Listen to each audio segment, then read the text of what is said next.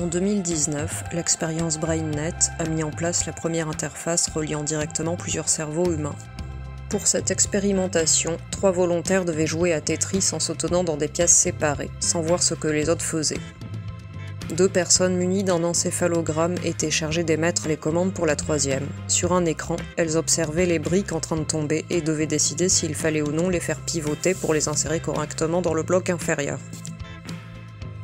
Les sujets devaient interagir rien qu'en pensant ou en prêtant attention à certaines parties de l'écran, et leur message était traduit en signes visuels dans le cerveau des autres.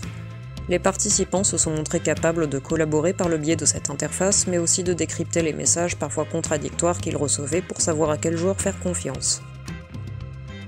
La connexion de plusieurs cerveaux entre eux est donc possible, même si elle n'est pas encore démocratisée et qu'elle a été réalisée dans le cadre de la recherche. La vidéo précédente relevait les menaces que pouvait apporter une telle technologie. Néanmoins, je pense que le cerveau net n'est pas totalement dénué de bienfaits et qu'il est en réalité une opportunité permettant d'élargir nos modes de communication. Savoir si nous sommes conscients de nos pensées et savoir si nous en sommes les propriétaires sont 2 problèmes distincts. Nous ne savons pas ce qui rend une activité neuronale consciente. Il y a de nombreuses théories de la conscience, certaines très sophistiquées, mais nous manquons d'une définition partagée. La question de la propriété de ces pensées est toutefois un problème différent. De même que toutes les pensées que nous avons ne sont pas conscientes, de même toutes les pensées conscientes que nous avons ne sont pas ressenties comme étant les nôtres. Les individus qui souffrent de TDI, par exemple, font état de la présence de pensées qu'ils perçoivent comme étrangères à leur esprit. Beaucoup les identifient comme des voix dans leur tête. Ces pensées sont pourtant générées par leur propre activité cérébrale, et pourtant ils ressentent les choses différemment.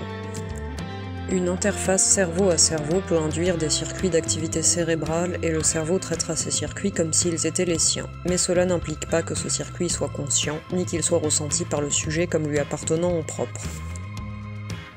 Nous ne connaissons pas assez les mécanismes neuronaux responsables de la conscience et de la propriété de soi. En somme, si ces interfaces peuvent avoir quelque chose d'effrayant au premier abord, elles constituent en réalité une nouvelle manière d'échanger nos pensées. La communication est essentiellement l'art de mettre les pensées de l'un dans l'esprit de l'autre. En créant cette vidéo, je m'appuie sur cet outil formidable qui fait que quand vous la visionnerez, votre cerveau générera les mêmes circuits d'activité neuronale que ce que mon cerveau est en train de générer au moment où je la réalise. Le marketing, la publicité, la poésie et la littérature ne sont que différentes modalités du pouvoir que nous avons de prendre le contrôle d'un autre esprit. En un sens, on peut dire que le langage est en lui-même une interface cerveau à cerveau. Quand nous échangeons des mots, nous échangeons des circuits d'activité neuronale. Et le scandale de Cambridge Analytica a démontré que les pensées de millions de gens peuvent être manipulées sans aucune interface neuronale avec seulement l'usage des mots. Le cerveau net peut faire l'objet de dérives. Les plus attendues sont le contrôle de l'esprit, la propagande et l'atteinte à la vie privée. Ces dérives ne sont que la version amplifiée de problèmes que nous connaissons déjà.